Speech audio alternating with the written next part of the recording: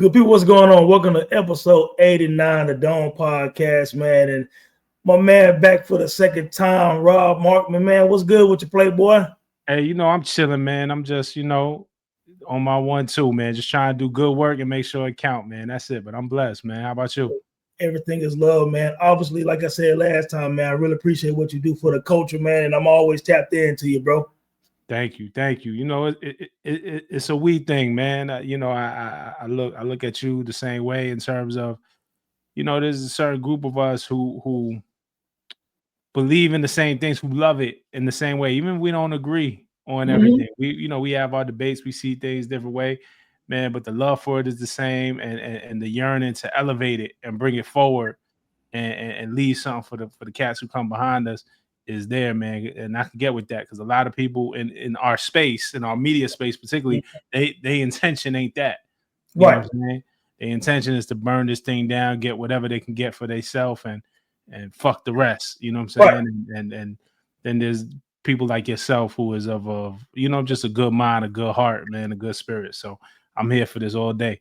That's what it is, man. Well, look, before we get to a few topics, I want to jump in. We got to address this elephant in the room because this is the annual of the Drake and Kendrick battle. Yeah. And I'm going to tell you something real quick, bro. I started looking at it recently like, man, it brought out the best and the worst in a lot of people and a lot of fans, man. And, on one end, I'm like, it was great for hip hop because the competition, we known this since Kumo D and Busy B. I love the competition. We all love it. You know what I'm saying? So every era, two people going to clash at the top. It was inevitable. You know what I'm saying? But, man, then I started thinking, well, man, because it's bringing out so much nonsense, was it good? So I'm caught somewhere in the middle, man. So looking back a year later, man, like what's some thoughts, man? Because I did see a tweet about, I don't know if this academic's page, one of his pages, or somebody might be running this page, and some craziness that was typed. And I'm like, you was kind of like, it was kind of reckless behavior, you know what I'm saying? Irresponsible. Yeah, for sure. I think this is the greatest battle that hip hop has ever seen on in terms of recorded. You know what I'm saying? I don't want to take anything away from the artists who do this in the live arena, the URLs, the smacks, you know what I'm saying? Like that, it's a different type of battle, and still culture, still part of the thing. I don't want to take anything away from the greatness and the history that happens in those head-to-heads, those 1v1s, you know what I'm saying? Thanks. But in terms of recorded hip-hop, to me, this is the greatest battle. I think this will go down as the greatest battle that we see. I think this sets the bar. And I think it was exciting. It's exciting to see the two top guys compete. I do think, and a lot of people get mad at me for saying this, is that it brought out the worst. And these fans. Listen, man. Every fan that you see, every person that we interact with on social media who has a say. Well, first of all, some of them aren't even real people. Some of them are bots. So we got to get out the way. And some of we wish was bots, but go ahead. Yeah, some of them we wish was bots, but aren't necessarily hip hop fans. And you just might be a Drake fan. I'm a fan of Drake, and so the rules of hip hop, the history of hip hop, the lineage of hip hop don't really matter the same. It don't mean as much. No. Hip hop historically tells us we gonna be all right, man. This happens. It's like, you ever see the Godfather, man? My favorite movie, man. But the Godfather, when he's teaching Michael how to use the gun before he does the shootout in the Italian restaurant, right? And Michael, he said, man, you think things are gonna be all right? He said, nah, man, we're gonna go to the war, man. Everybody's gonna go to the mattresses. He says this thing needs to happen every 10 years to clear the bad blood. No doubt. That's what he said. And that's what this is, man. Every 10 years or something, like, we're gonna see a real major one. You know what I'm saying? Every once in a while, that's gonna shake things up. And it was entertaining, and we're gonna be talking about it for the next 20. But I think Kendrick won. It's not a doubt in my mind that Kendrick won. I don't think a Drake loss means that the sky's falling. It feels like a lot of these fans are threatened by their favorite rapper taking the L. Like if it says something about them, it's like, yo, it's gonna be all right. It's gonna be cool. We're gonna get through this. Just breathe, relax. It's gonna be okay. Because there's no such thing as a tie. You know what I'm saying? in the history. It's like boxing. In boxing, you might get a draw. You know what I'm saying? But even then, certain fans watching boxing don't feel like that fight was a draw, right? And some of the judges don't even agree on a lot of stuff. But in hip hop, there's no such thing as a tie. If you go back to the beginning stages of this culture and battles, look, Kumo D smoked Busy B. You know what I'm saying? Like to a lot of people, LL smoked Mo D. You know, some people might think Mo D won, but nobody's called it a tie. Nobody called it even. Same with Cannabis and same with Jay-Z and Nas. And that was the most polarizing at one point. You know, when Jay-Z and Nas, two New York and hip hop heavyweights, you know, it was hard for people to accept. You know, a lot of people thought Nas won. You know what I'm saying? Jay-Z kind of admitted on Blueprint 2, title track. Nas won. Nas won. Nas won that. History tells you. History tells you. Then it turns into, okay, well, Nas won the battle, but Jay won the war. And all. I mean, you start trying to, it started like this now with this Kendrick and Drake thing. It's kind of like this. I don't understand, and I like both guys. You know what I'm saying? That's the funny thing. I've been called a Drake hater before, but I'm the same dude that defended Drake in terms of as a MC and as an artist. He's had times and moments and timestamp songs where Drake got busy. You know what I'm saying? Incredible moments. Incredible moments. And Donda's an incredible MC. So there's nothing wrong with the dude taking a loss. But the point I was going to make is like, okay, Not Like Us comes out, and it's a worldwide phenomenon. Even if you don't like the song, it doesn't matter what it did at that time for this battle and for Kendrick and for hip hop.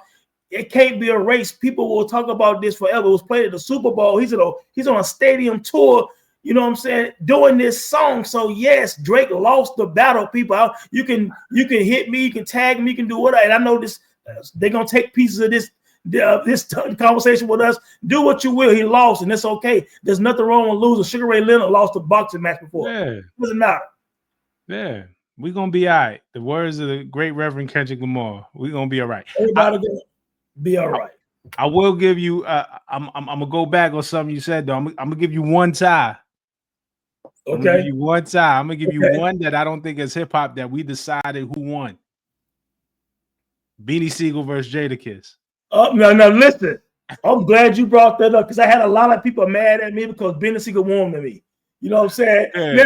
Now Jadakiss and Siegel, man, they were, those some rough riders, bro. You know what I'm saying? Like, they get busy, they raw with it, and they talk a lot of gun talk because it was moments where it got serious with them cats with state property and with the lock screw. You know what I'm saying? So, but man, like when Beanie Siegel did that squeeze the juice, you know what I'm saying?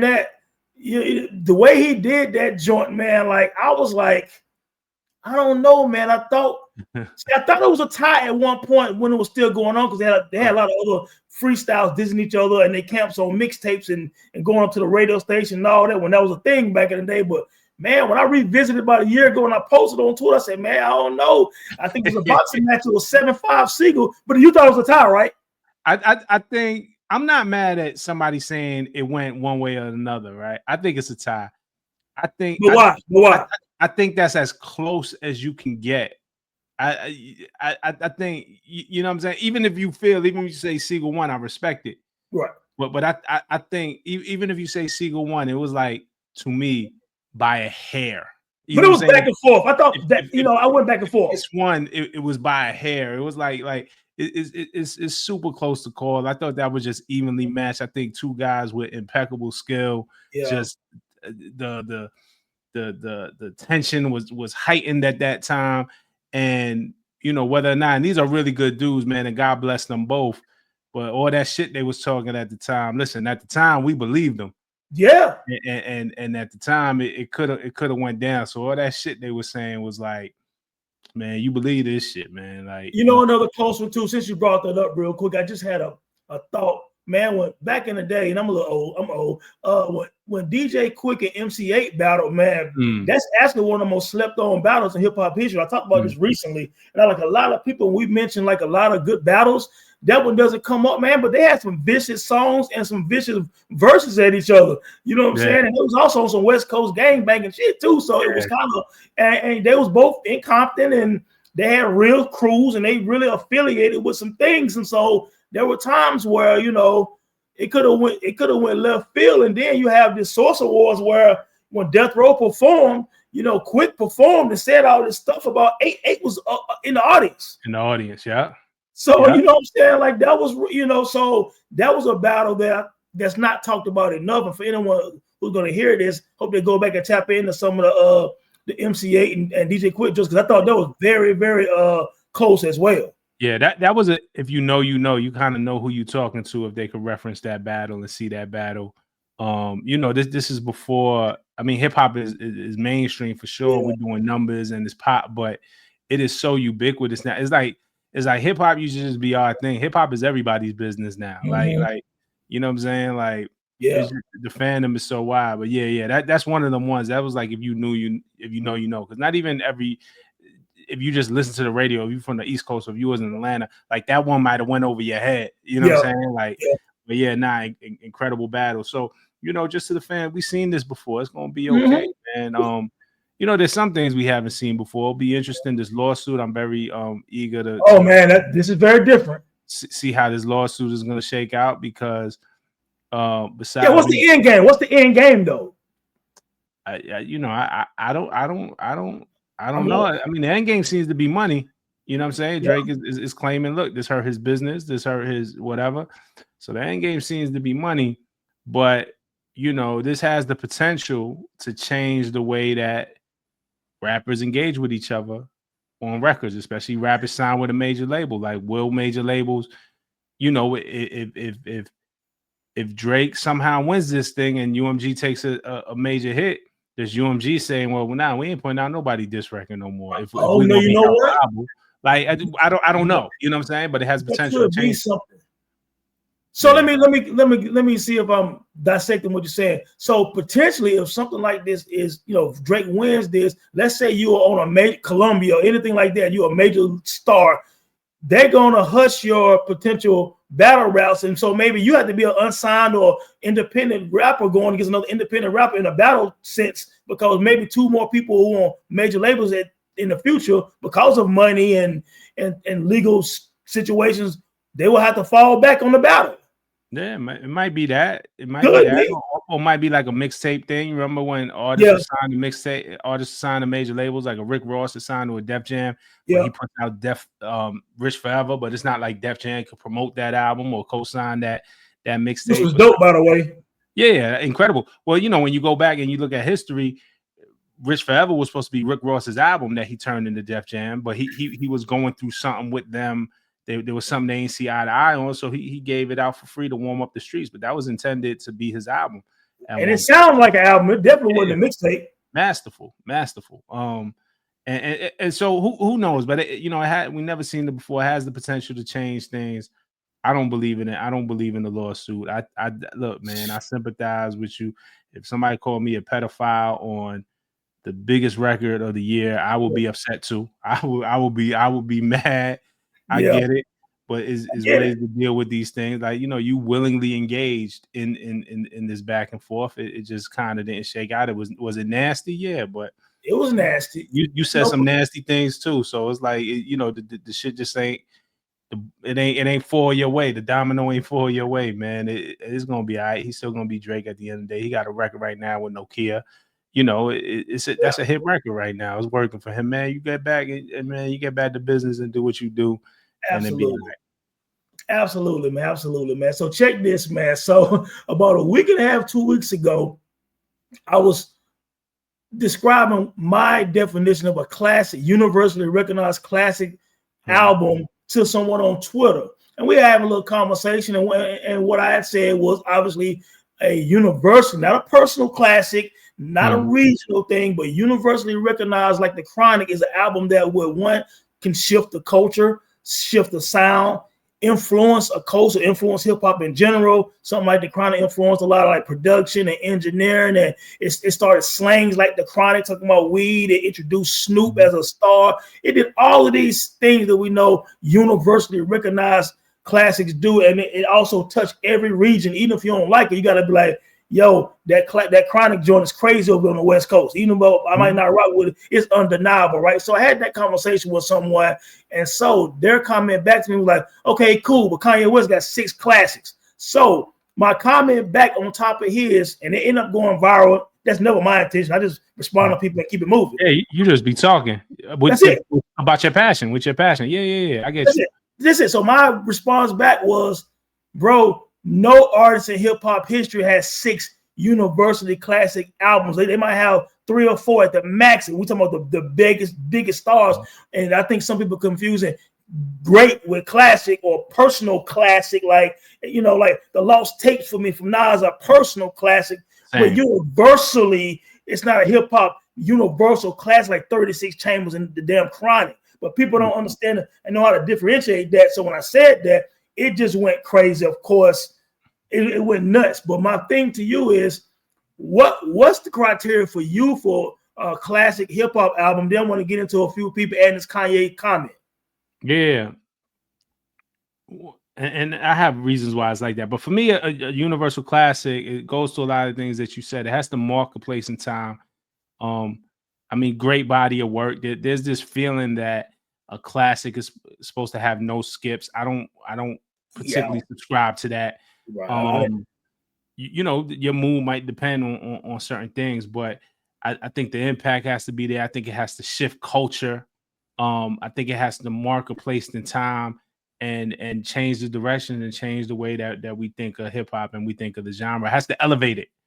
Okay. In some form, you know what I'm saying? Like this, and that's a pretty hard criteria. So that means that list can't be 1,000 records. So then or the word doesn't have the same meaning. Yeah, and it makes other artists think different. It makes it make other artists go back to the lab, so to speak. I'm showing my age. Oh man, make other artists go back to the lab. But yeah, make you go back to the studio, make you, I'm not taking nothing away from YG. Do not take this negatively. YG, my crazy world, my crazy life. Yeah. YG, the incredible album, incredible debut. Mm-hmm. I don't know that album sounds like that if without Good Kid, Mad City. I always look at that as the flip side of Good Kid, Mad City. It was a little more gangster side of Good Kid.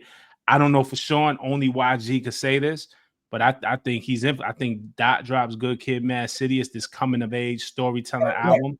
It is heralded as a classic, and I don't know that. And I'm not saying YG bit. Again, I'm using nuance because I know how the internet do. You clip it up, they'll take it some type of way. Facts. What I'm saying is Good Kid, Mad City shifted culture, shifted albums, shifted how we thought about doing our art. And then when YG dropped his, I'm like, oh. I mean, even to the point that he got Ali to mix it for him. You know what I'm saying? Right. Like Terrace Martin was involved, if I'm not mistaken, on the YG album. I could be mistaken there. But so it shifted things. So we go back. So what I'm saying is YG album, amazing album. I might stop short of, and it's a classic. Like, it might not be a universal classic. You know what I'm saying? It might be not be something that somebody could recognize and point out. Phenomenal album, though. I'm not mad at anybody that calls that album a classic.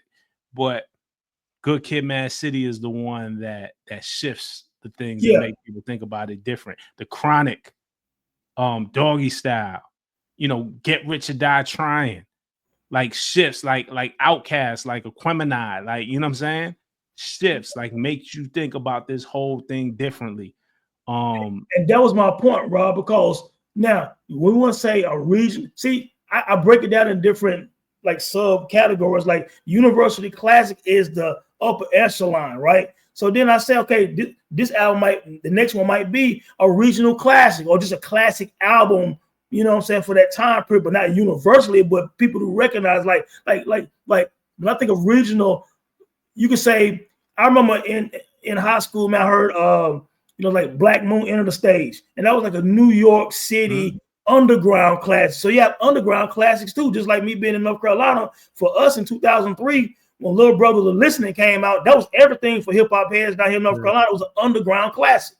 You know what I'm saying? Slum Village, fantastic too. You know what I'm saying? There's a bunch of Detroit classics. So you have regional classics and things like that. But universally, when the guy said Kanye, it made me think of something else. Just kind of going to Kanye. To you, how many classic albums does Kanye West have? I think I had him at like 4, which is the top notch of. To me, 4 is the point, the peak. And I want to think like maybe 5 or 6 people, maybe have 4 universally classic. I would think Kanye might have 4. Yeah, it's definitely not 6. I think College Dropout for sure. Yeah, I would go and say the first 3: College Dropout, Late Registration, Graduation. I would say that too. And then I would say My Beautiful Dark Twisted Fantasy. You know what I'm saying? Yeah. 808s. 808s was a game changer also. It was a 808s game changer. I don't know if it's a classic. I know there's people who herald it as a classic. I know that album absolutely influenced a generation of artists. All right, so stop there for a second then, because now that does give people who feel like that some real legway, some wiggle room to discuss that, because in traditional hip hop sense, a lot of people, especially hip hop heads, not gonna call 808 a hip hop classic. But to your point, hip hop did shift sounds a couple of times, and 808 is one of the reasons why it shifted before. And it had the notoriety, the sales, the imagery, the production, the videos he did for that album. And I mean, it was, if you look at it like that, especially if you're a big time Kanye fan, man, that's a interesting conversation to have. Where I stopped short with 808s, and there's nothing to take away from the brilliance of that album and the impact of that album, because it births Drake, like it gives Drake existed prior to that, but then what we get on So Far Gone and Drake rapping over Say You Will, a lot of people say it gave birth to Cudi, even though I will argue that Cudi was involved with making that album. So a lot of who Cudi contributed to that album. So Cudi wasn't, I don't know if you could say he was like all the way influenced by that album. He was, but Cudi also influenced that album. But anyway, the reason why I stopped short at 808s, and just my take on it, because then it feels a little bit like T-Pain erasure. Okay. And I think when we talk about auto-tune, when we talk about melody in hip hop, when we talk, T-Pain may not have a class, maybe rapper turned singer is not a classic in that regard, where the singles were absolutely, but T-Pain was a game changer. The arrival of T-Pain, the run of T-Pain, shifted not just hip hop music, shifted music, all of popular music. You know what I'm saying? And so R&B cats were stealing his stuff. Yeah, but rap. So what rappers? Lil Wayne started rapping with the auto tune. Rappers start putting more melody, and his album was called Rapper Turned Singer. And then Future changed his style and was doing. So and he's a mega star as well. Yeah, absolutely. So I just, and it's not taking anything away from 808s, but 808 to me, it wasn't first for sure. Doesn't happen without T-Pain. There's so much influence of what T-Pain was doing. I'm not mad at somebody who says 808 because I get it. For me, it's not. It's probably like just short of that. So let me ask you this. Speaking of staying on Kanye real quick, because a lot of people hit me in the last 2 days when I did a post and I said, in your personal opinion, who has the most classic albums and who has the best discography in hip hop history? And I'm gonna tell you one.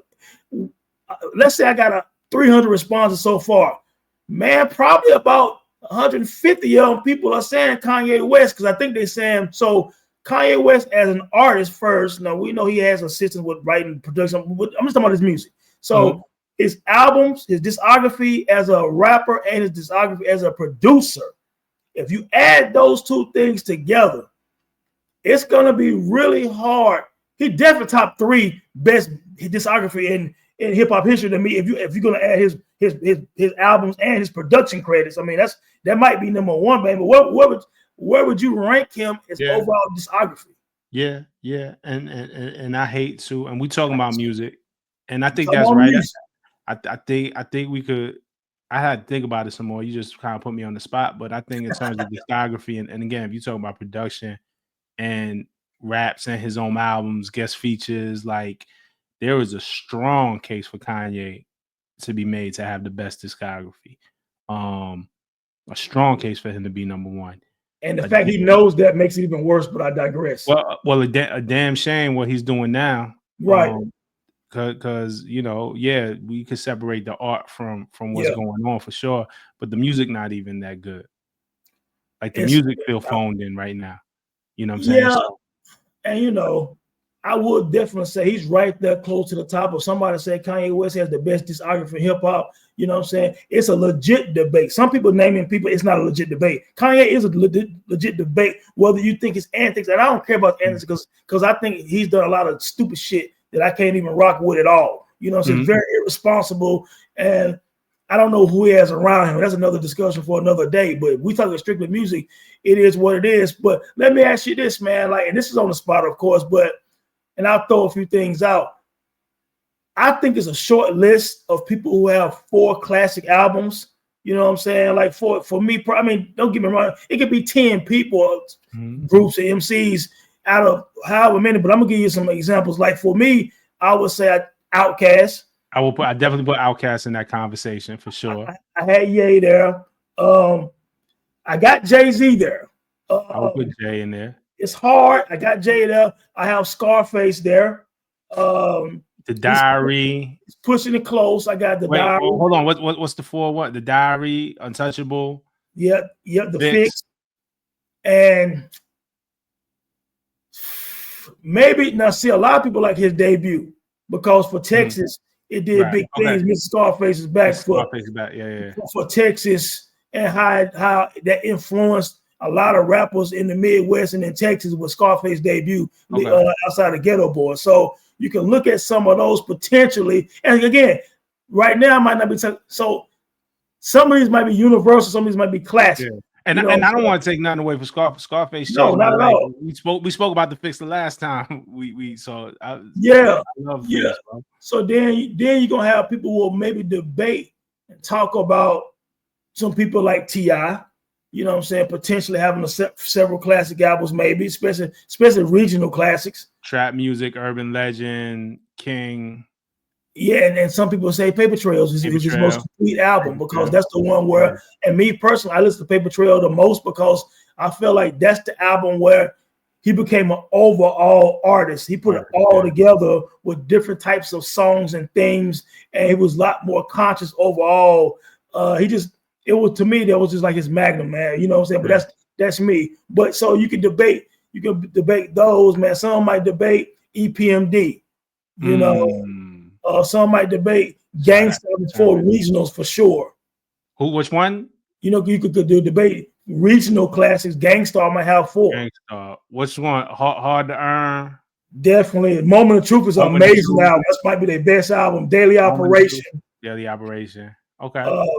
Let me think. Step Into the Arena is a dope album. Step Into the Arena. I would. I don't know about classic though. And I love Primo, man. It might be hard for me to give Gangstar 4. Like, that might be hard. That's why I'm just throwing it out there. Moment of Truth is Hard to Earn for sure. You know what I'm saying? Yeah, they definitely got. And see, I'm glad we're having this conversation because that shows like how hard it is to have more than 3 classic albums. Because Tribe Called Quest, you know, OutKast is the greatest, but we're gonna get into that in a second. Tribe Called Quest is my favorite rap group, but even them, even though the first one, People Instinctive Travels, got 5 mics in the source, I give it 4.5. You know what I'm saying? Personally, I get it because that was at the time, right? But it was big at the time. Low End Theory was a better album. To me, Midnight Marauders is their best album. To me, yes, my number 3 on my all-time greatest albums list is Midnight Marauders, and it's my favorite album. You know what I'm saying? But so I would give them. You can say they got 3, maybe. You know what I'm saying? It depends on how you. Possible. We playing spades. Two on a possible, but see a lot of people, you know, and again, it got 5 for that first one, but. Yeah. And it's the time De La Soul got maybe 2 or 3. De La Soul has a lot of great albums. They have a very underrated catalog. I mean, I was so happy when when they got their catalog on streaming just because you know it opened them up to a wider audience for people to really R.I.P. to Dave, R.I.P. Dave, man, to just realize the brilliance of De La Soul. I think I will put De La Soul's catalog pound for pound in terms of albums, probably over Tribe Called Quest. Man, you know what? You would have to when you really think about it, Rob, because they were just more prolific as a group because they had less issues where they could record more music. And of course, Phife also had health issues and stuff like that as well. But yeah, they match up perfect. 3 Feet High and Rising, you know what I'm saying, can match up with any Tribe album really. Then you got The De La Soul Is Dead was great. 3 Feet High and Rising, another game changer. Game changer. I don't think people realize that 3 Feet, first of all, skits on an album. Yeah. Like brought that into the game, the humor, the irreverence. And again, I don't know. And I don't think because of his age, you take somebody like Tyler, the Creator, who I don't think he was listening to De La. I'm not saying Tyler was influenced by De La, but those trends, the DNA that De La put into hip hop, in Tyler, the Creator, indirectly, and really Pharrell is the conduit because we know Tyler's reverence for Pharrell, and Pharrell he loved native tongues. Right, he will sing De La's praises, like even if Tyler. So to me, there's a through line between Tyler, the Creator, and De La. Even if Tyler doesn't recognize, it's a bloodline, even if they don't know it. Right. You know, even down to look, man. I mean, they used to call those cats for what they wear. They used to be called sissies. They was called gay. They was called soft because of the Daisy era. And people found out that was not the case. Yeah, because I don't know who was talking about this on Twitter the other day. Was it you? Somebody we had talked about some like hip hop. Somebody I think had asked like, "Yo, who would you like not want to fuck with? Like, who's the one rapper you wouldn't want?" I was like MOP. Like I would like in their height. I will cross the street if Fame and Dance is like I'm not fucking with MOP. And then somebody said De La. I said, "Yo, quiet as kept." The stories about how De La used to get I've said it before though, and Lil Sean talked about it on Math Hop show, you know, probably about a year or two ago. But yeah, there's a lot of stories about De La Soul, man. You know, so yeah, they weren't no suckers, but to your point, they really changed the game. And I'm gonna tell you, they one of those few groups who you could say kind of like a Scarface, where even if you don't like every album, they don't have a whack album. And then you know, late in their career, they come back in like 2004 with the Grind Date. Yeah. You know what I'm saying? Like, that's an amazing album. That was incredible. Stakes is High was incredible. De La Soul, Dead, incredible. Balloon Mind State, incredible. Like they just brought so much into the game. And just for me to clarify, and I know you don't think, just so again, anybody watching, what I was saying was the perception of them was that they were soft. Yeah. And that wasn't the reality. And they put the pink on their album cover or something like that. And before, when hip hop was super homophobic and we didn't know how to deal with the Daisy age, right? Yeah. To the point we got a Tyler, the Creator now, and he comes out as bisexual, however he identifies, and nobody tripping because it's dope. It really is refreshing to see how much hip hop grew, and the universal rule is, hey man, if your shit is dope, ain't nobody tripping off of like whatever. You could create boundaries. You could stretch the ceiling. You could expand the walls. You could do, you know what I'm saying? Like, so I think about Tyler a lot in the context of De La, and for me, that's like a microcosm of what makes hip hop so beautiful. You know, no doubt. You know, another catalog, man, that's overlooked because of antics, man. And I talked about this recently too, was The Game, man. Like The Game, he's one of these guys who some people just know how to make dope albums. Name dropping aside, when you think about, man, the documentary, first of all, is one of the best produced rap albums I've ever heard. The production is insane, but then the Doctor's Advocate, you know what I'm saying? You got those joints. LAX got heat on it. LAX has shit. Jesus Peace got shit on it. Yeah. Then he got the documentary 2.0 or whatever. Then he got that 1982 or something. The 1982, the double disc. That was the double disc. 1982 was hard. 1982 was very hard. Then Born to Rap. Yeah. I mean, you talking about, he has an incredible catalog, actually. You know what I'm saying? A great ear for music, for beats and everything. Kind of like Rick Ross's catalog reminds me of The Game. People overlook Rick Ross' catalog like they overlook Game. Because you think about Ross, he didn't really miss. Yeah, not at all. Port of Miami, but he got better. Port of Miami, Triller. I didn't love Triller.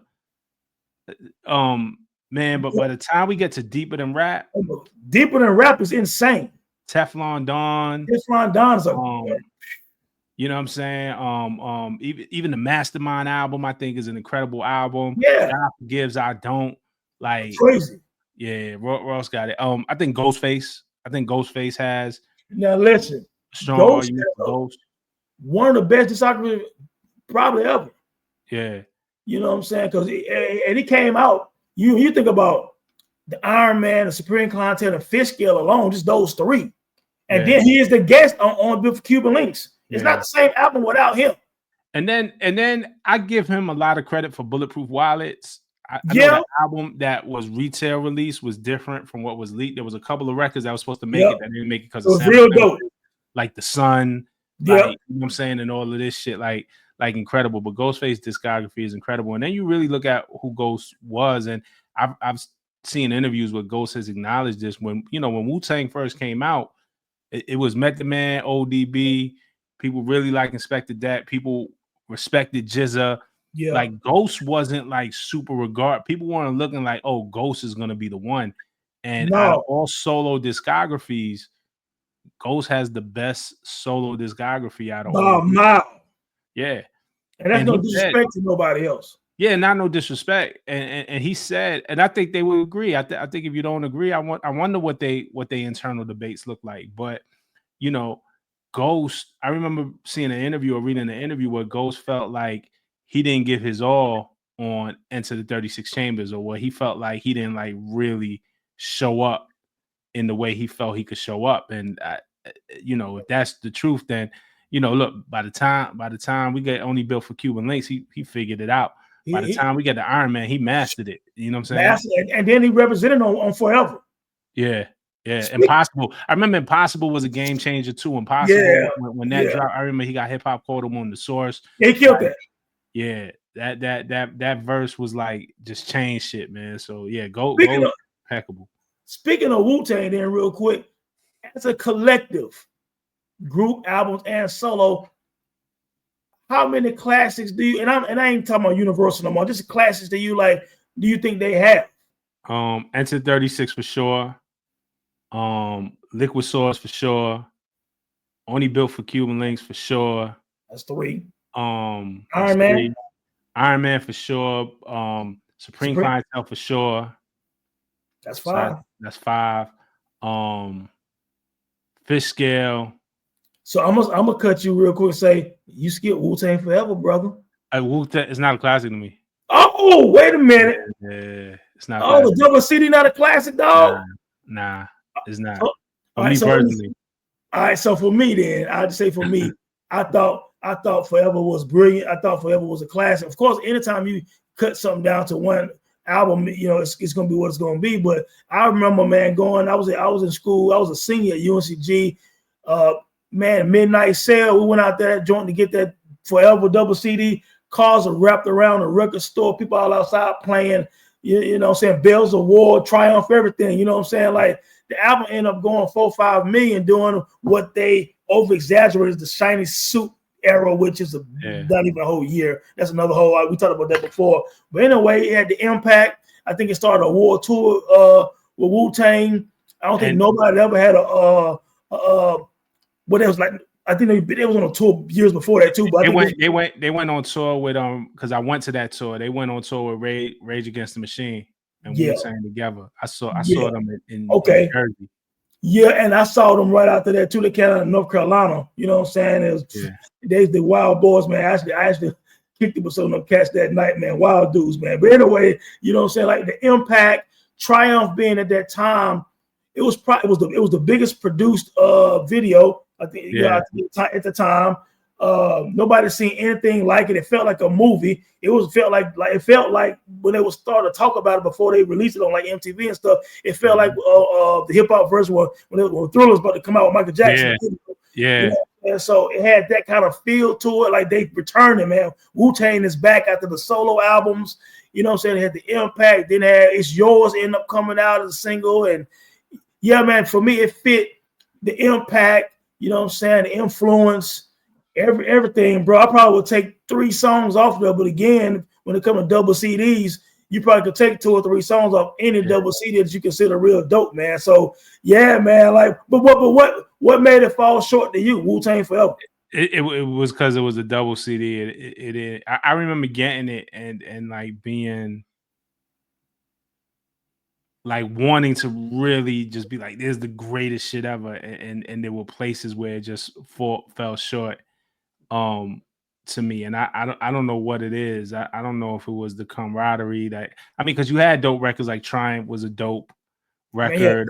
Better Tomorrow, man. It's yours, It's man. yours. Bells Award's my favorite song on that, probably, man. I love Bells Award. MGM Grand was another one that was really dope. Older Gods was a dope record. Projects. Yeah, Projects and Bro, Pop. Like man, that joint had heat. There was a lot of records that I like. I didn't love Reunited. For real. Yeah, I didn't love Reunited. Double LP World Excited struck a match of the underground. I never liked that beat. It was really the beat. You know. Come on, Rob. You know what it was? You know what it was that I could pinpoint, and a lot of it had to do with the production. Is when RZA started moving away, like everything wasn't sample based. No, it wasn't. He was starting to move, like Reunited wasn't a sample based thing, and it was hard for me to. But it was hard for me. Like coming off of Cream, coming off of how he chopped Cream. I knew you was going there. Coming off of Can It Be That It Was Also Simple, coming off of like Tears, coming off of like just the ill chop, coming off of the way that he chopped like the sample for Glaciers of Ice. And you know what I'm saying? And he moved to a different production style. The production style was probably the biggest thing. And then Black Shampoo. Black Shampoo was that was terrible. It was unforgivable to me. Like that. I'm glad they put that at the end, but that shit was unforgivable. They should have started jumping with that shit in the garbage can. You know what I'm saying? So that was a terrible idea. That dog shit or that something with ODB on or whatever. Yeah. I hated that song, man. You know what I'm saying? But I looked over that for overall what it did. You know what I'm saying? And again, if you the sampling and the way he did things, you know what I'm saying, on the solo albums and of course 36 Chambers was totally different. But when I hear stuff like Bells of War, it sounds so good in my car. You know what I'm saying? Like, but no, I get it, man. But so since we're on double CDs real quick, I know Life After Death is your joint. Are any other double CDs classics to you? Wow. Well, I'm gonna give you one for sure for me, and I think for hip hop also. It's All Eyes on Me with Tupac because I think All Eyes on Me. I think to me that's the 1A and the 1B. I don't. All Eyes on Me not my favorite Pac album. Like there was some misses on there for me too, but I understand. Like I recognize it as All Eyes on Me is not a classic to me. Right.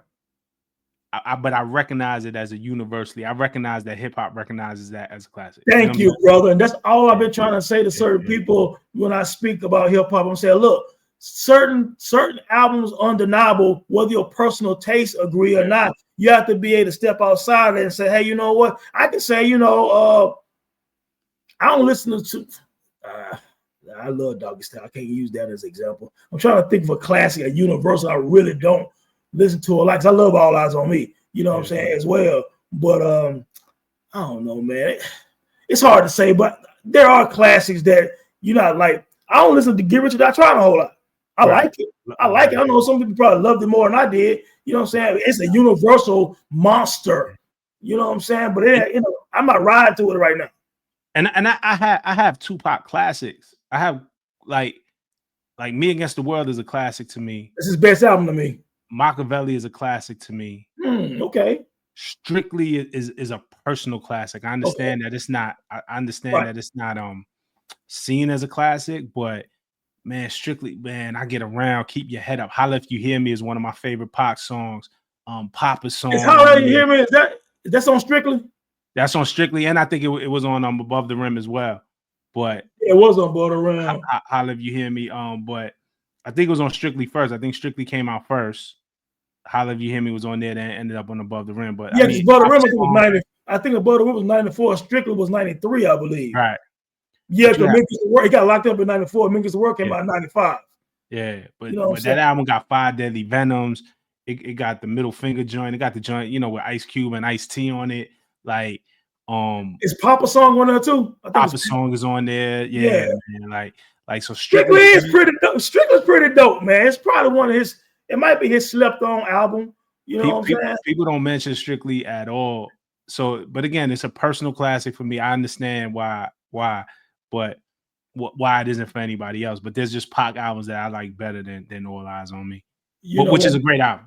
Yeah, it is, man. You know what? I hate leak, man. I hate what happened with Nas. I am the original, man, with Napster, man, in '99, man. Because when you listen to that leaked version, man, with basically all the lost tapes on there, and then a lot of other songs like "Hardest Thing to Do Is Stay Alive" and all of these joints on there, man. Like he had the makings. You know, you chasing your peers. You know, Pac and Big had passed away, and Nas is right there next. Like I need my double CD to rival Life After Death and All Eyes on Me, man. And it was right there until it got leaked. Yeah. It was, man. It was really a shame what happened. And then by the time he got to do it on Streets Disciple, it just wasn't what it was supposed to be. Yeah, they cut it in half, man. Because when I cut it in half, man, Nas got some great songs on Street Disciple, but it was too long, and there was some joints on that should have stayed in the studio, man. And he kind of talked about some of that doing that. Yeah. But not Nas to me might have 4 classics for real. Illmatic, It Was Written, Stillmatic. Some people don't count the Lost Tapes because the Lost Tapes an album was a compilation. You know what I'm saying? Man, so, I really love Life Is Good. I really love Life Is Good. Bro, Life Is Good. If you look at Life Is Good and so what I always said about Life Is Good was that was Nas' version of Marvin Gaye's "Here My Dear." You know what I'm saying? Where he addressed his divorce and his life on that song. That was his.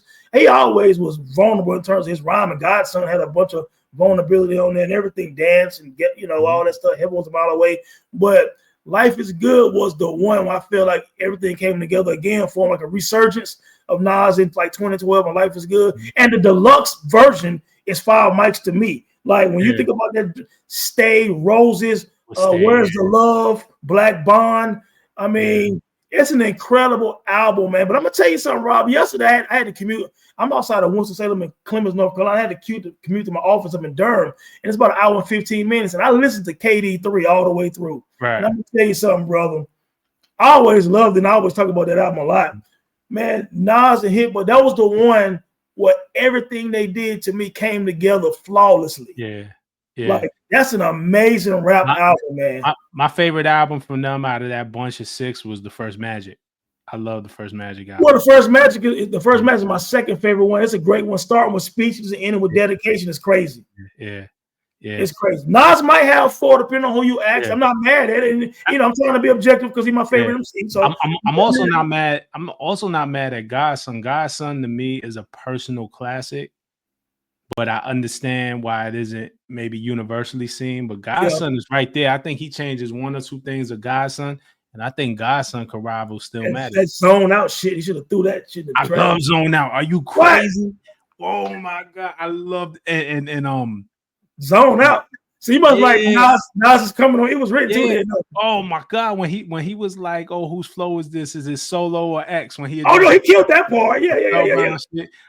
I even like Jungle's verse when he said, maybe it's the beat for me. Maybe it's the beat for me. Go ahead, yawning.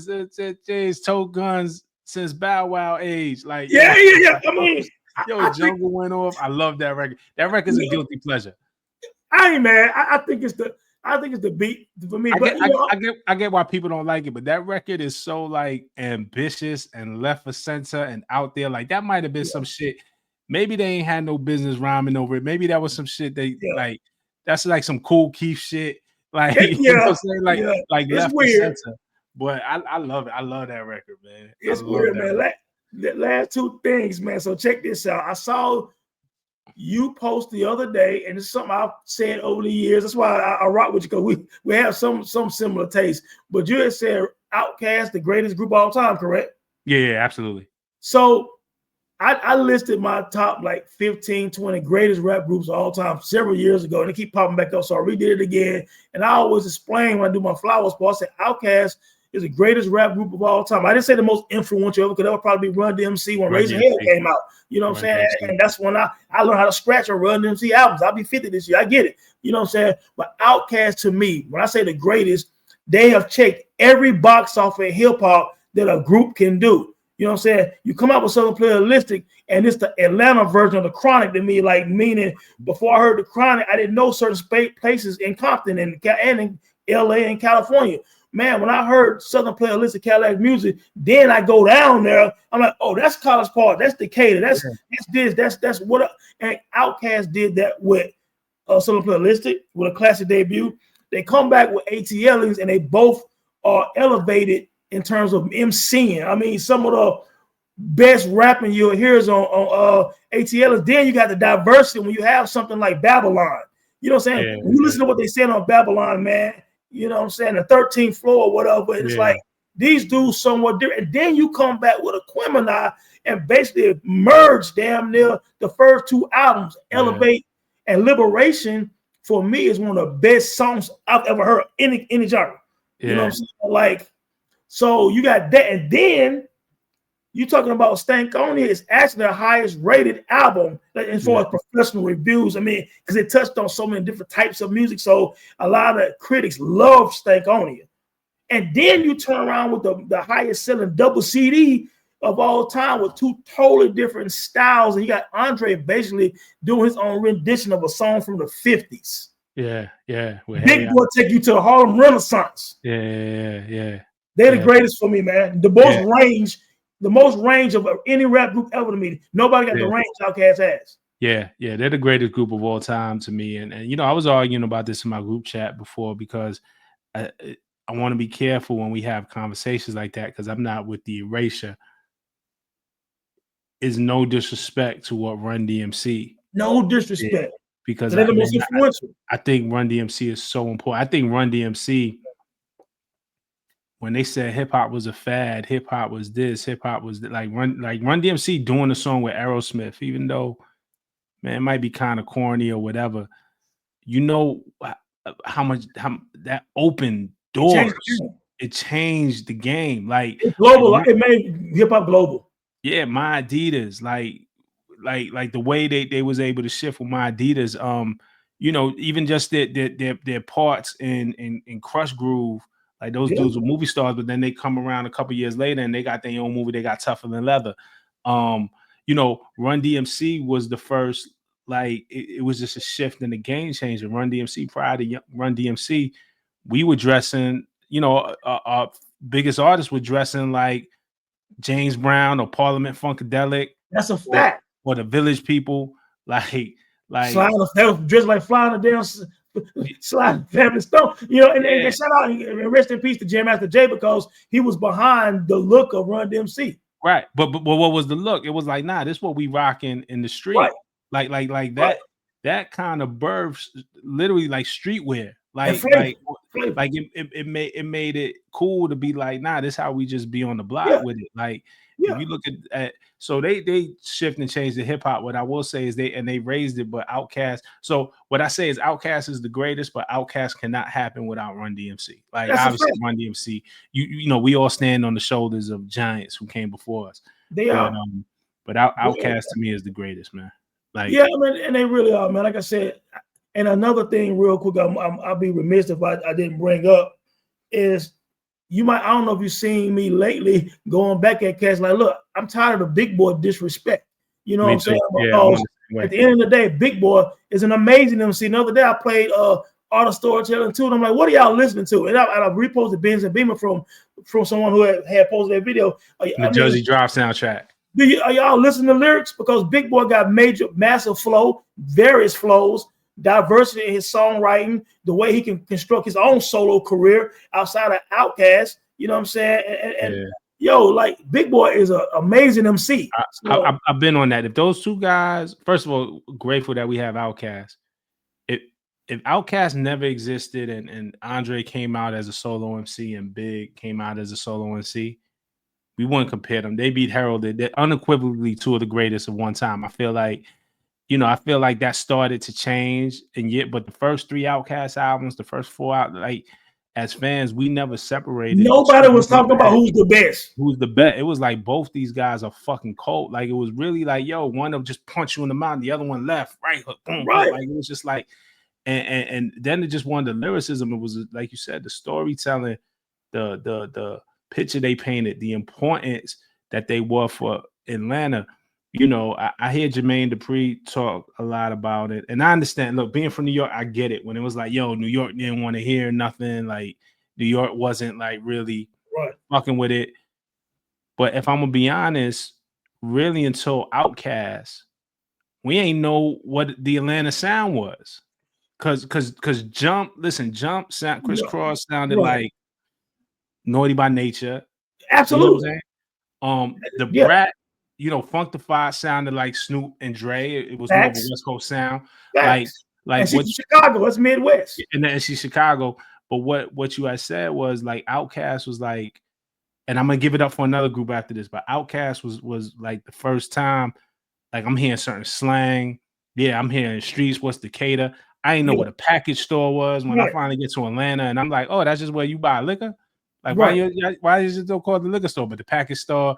Like, just shit. Like, first time I ever heard the word trap, first time hip hop heard the word trap. Salute to Right. T.I. with trap music, but was on the OutKast record. They No, they've called been it trap. speaking Why? that. Because we just that trap. You know what I'm saying? They've been So speaking street shit.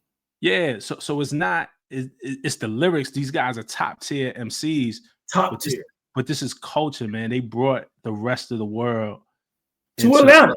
to such an important place. And no disrespect. I mean, of course, before that was TLC, Of Dallas course. Austin. You know what I'm saying? Like we Yeah, that was saw all parts this. of it. But in terms of some street hip hop shit, it was Atlanta. And another group I want to shout out who does not get the respect that they deserve. It's an important group in hip hop. I think it's an important group in Atlanta, and I just love to see them celebrate it. Is Arrested Development.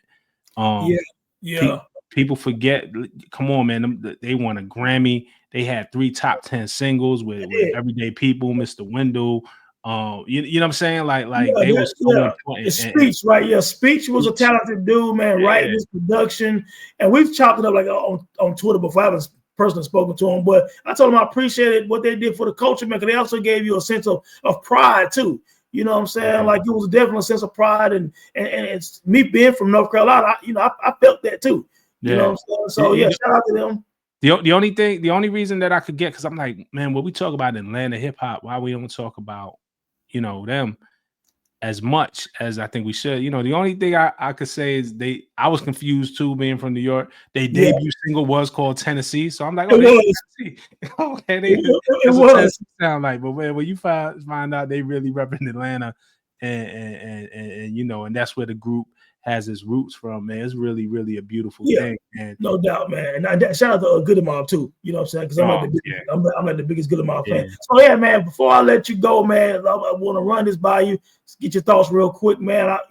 Watching Drink Champs, of course, the other week and seeing Ninth on there with Smith and Wesson mhm, and everything. Ninth had made that comment about the most New York album was Mobb Deep, the Infamous. And I know some people look at it like, was he talking about is Infamous the best New York album, or is Infamous the most New York? Meaning when you hear that album, you feel like it's New York and it represents New York the most. You know what I'm saying? So on both sides of that equation, what's your thoughts on Mobb Deep Infamous album, man? Looking back at it now, dropping in 1995.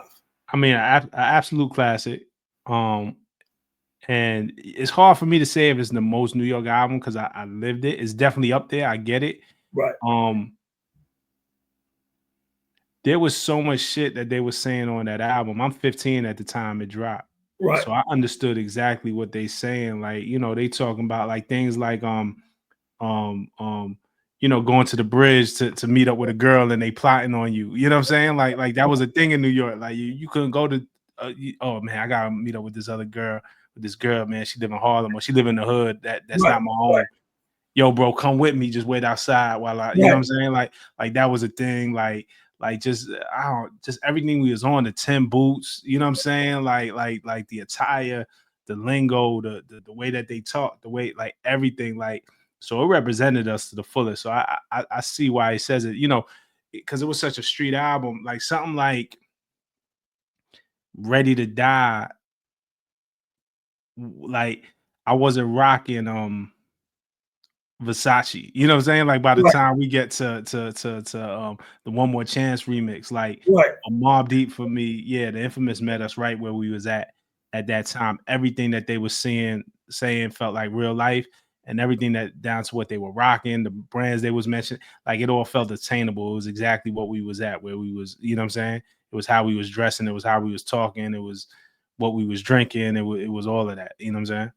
Yeah, man. I remember me just being in North Carolina and hearing Shook Ones first. You know what I'm saying? And I was like, You know, then I was like, that's is it poetic prophets? There's them young dudes. That's my deep. You know what I'm saying? Like I remember, you know, the little hit it from the back and all that little shit Yeah, like that. because their first album wasn't that at all. Juvenile Hell. You know what I'm saying? So what I said to shout out to my man Vague on that time in hip hop the other night we was talking. That was the biggest jump to me from one album to the next, from Juvenile Hell to Infamous. I've never seen a jump like that in, you know what I'm saying, elevation. Probably in hip hop history, man. Like from Juvenile Hell to the Infamous. We had a couple. That's one of them though. We gotta talk about that then. That bigger jump. Blood on Reality wasn't Juvenile Hell though, bro. But the score was massive though. So that might be Blood on Reality was pretty bad. Yeah, it's pretty bad. Yeah, it's okay. Yeah, I mean it was okay. But you're right. So that would be comparable to it then, because the score is obviously a game-changing hip-hop classic. So yeah, that would be. I think Common from Can I Borrow a Dollar to Resurrection was a huge. Yeah, because he was rapping kind of. Yeah, his rapping elevator Resurrection for sure. Yeah, that's a good one. That's a good one. Yeah. But God, man, I still feel, well, man, that Infamous is a top 10 album of all time to me. It's like number 8 on my list. You know what I'm saying? So that's probably why I said it's the biggest jump, because I don't have the score in my top 10, even though it could be. And I don't have Resurrection in my top 10, even though Resurrection is a great album. But yeah, I'm sure there's shit. Even as much as I love People Instinctive Travels, that jump to Low End Theory is huge. Incredible. Let me ask you a question. I got a question for you. It's it's a two-part question. Okay. But I just asked this. Shook Ones Part 2. Mm-hmm. Is it a remix or is it a sequel? Shook Ones Part 2. Is it a remix? I thought it was a sequel, man. Maybe. I mean, it's called Part 2, but is it a remix? That's a good question, brother. You got me on the spot right now. I don't know. I mean, because if we consider it a remix, I know there was a Shook Ones Part 1. Yeah. Do you remember Shook Ones Part 1? I do remember it, but I never listened to it, man. I can't even tell you that was the other question that I had. So I remember Shook Ones Part 1 when it came out. And it was like, yo, this is crazy. Like Shook Ones Part 1 is a great fucking song. It is a great song. It's not and then when Part 2 came out, it was Part 2 is the video version. Yeah. Part 2 was like, what the fuck? Like it goes back to that elevation, but it's incredible because Part 1 is a good song. Part 1 is a dope song. I'm gonna have to go back and listen to it again. I haven't listened to that song probably in 20 years, man. But they make the fact that Part 2 made everyone forget that Part 1 even existed. That's crazy, ain't it? Crazy. Because Part 1 is legit. Yeah. So I didn't even think about that, man. So yeah, it's basically the sequel. Yeah, it's the sequel, I guess, but they came out too, like back to back, huh? Yeah, because they never called it a remix. Nah, they called it Part 2. It was always Part 2. Yeah, it's called Part 2. But yeah, 1 was good, man. Like, but you're right, man. When you hear, you can debate, you can make a case, since we're talking about New York, that Shook One is one of the most New York, one of the best songs out of New York. Yeah. I unequivocally. Like I think, and beat wise, you can also debate Shook One's a top 10 hip hop beat. Yo, man, it's a legit debate. Yeah, absolutely. One of the greatest beats of all time. And the fact, the story is that Havoc was going to throw that beat away. Wow. Prodigy stopped them. Havoc was in the apartment making beats, and Prodigy and them and the twins and whatever were hanging out outside the building, and it was like, all right, we gave him enough time to cook up. Let's go see what beats he made. So they went up there. He plays the beat, and they was like, "Yo, what's that, son?" And he's like, man, it's just some shit I made. I'm about to erase it because again, you had to. I think I heard that before. You had a disc, like your disc can only hold so many beats, so you had to. Hey, I gotta erase it so I can make move to make something ever. Have it like, now I'm gonna erase it, and P was like, "Hell no, like that, we doing that." Like, we keeping this. And so Prodigy had always said that, damn, if they would have came up maybe 5-10 minutes later, Havoc might have erased the beat and nobody would have ever even knew it existed except for him. And one of the greatest hip hop beats ever. And you know what, real quick, I think a similar story about Havoc was thinking about not using Quiet Storm before. And I think Pete was like, nah, That's because I think the first version of Quiet Storm is just Prodigy rapping. Yeah, that was supposed to be on HNIC. Right, but I think that was supposed to be for the solo album. Right, but I think there was another thing where he's just making a bunch of beats and he wasn't even doing nothing with it, kind of thing. But you know what? When you prolific and for any producer and stuff like that, they vault this, got so much stuff in there. But if we hear it, we'll say, "Hey, what are you doing?" Because I've heard some songs from Ninth, like, what are you doing with these beats, man? It's like, oh man, we'll get around to it, I guess. Tell them to send it to me. Right, you know what I'm saying? That's crazy, man. But look, man, I know the Knicks about to come on, man. You know what I'm saying? Posted it, you know what I'm saying? I know it's a big night, man, for the playoffs, man. But look, bro, as usual, man, I always enjoy chopping it up with you. You know what I'm saying? And the door always open for you, man. You know what I'm saying? We definitely rock out whenever. You know what I'm saying? Likewise, brother, man. You know, it's all love on this end, man. I love what you do. I love what you stand for. I love, you know, what's in your heart, you man, and what you project out into the world, man. There's a lot of bullshit out here, especially when it comes to our culture and our music. And you know, look at that, man. We could disagree on something like Wu-Tang Forever and still have a good time. I don't understand these cats who's like, man, if you don't see the world exactly how I see it, then to hell with you. That shit is crazy, man. I love what you stand for, man. I love what you building, man. So I'm just happy to be here, man. Thank you. Likewise, my brother. We're definitely gonna talk, my Jew. All right, yo. Peace. All right, peace.